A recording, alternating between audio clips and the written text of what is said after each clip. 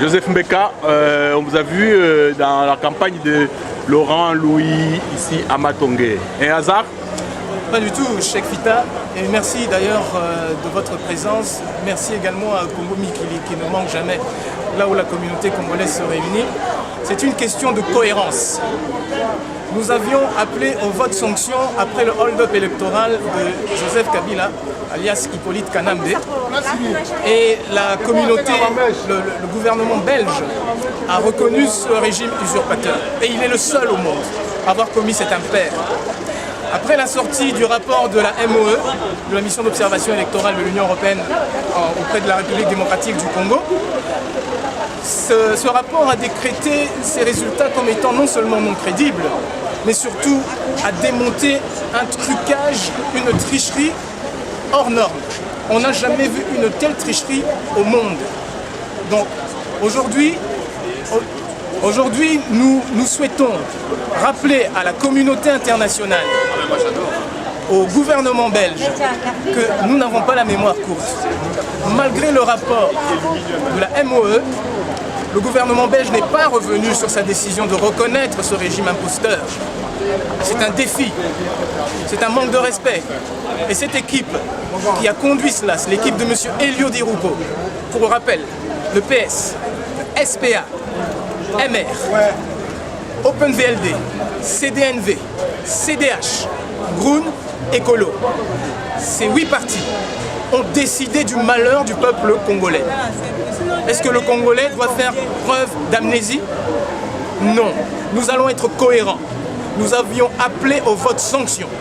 Nous réitérons le vote sanction. Nous confirmons le vote sanction.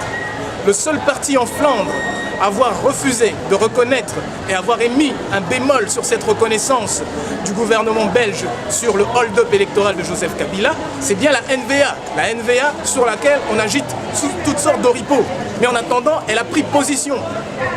Le seul parti qui a critiqué le voyage de Reinders en Flandre, c'est de nouveau la NVA. Est-ce qu'on doit oublier cela? La NVA a bien déclaré que c'était un très mauvais signal pour la démocratie. Mais Reinders est parti. En attendant, Maggie de Bloch, qui vous a fait de gros sourires via le OpenVLD, ne cesse de vous renvoyer comme du poisson pourri jusqu'à ridiculiser nos députés. On ne peut pas accepter tout ça. Nous n'acceptons rien de tout cela. Donc nous vous rappelons, peuple congolais, à votre devoir de vote sanction. En Flandre, nous votons pour la NVA. En Wallonie, en Bruxelles, nous votons pour la NVA, le DLB, Debout les Belges, de Laurent Louis, qui est le seul député à avoir jamais soutenu notre cause, jusqu'à aller lire le discours de Lumumba au Parlement. Et depuis lors, il est persona non grata. Depuis lors, il y a un cordon sanitaire autour de Laurent Louis.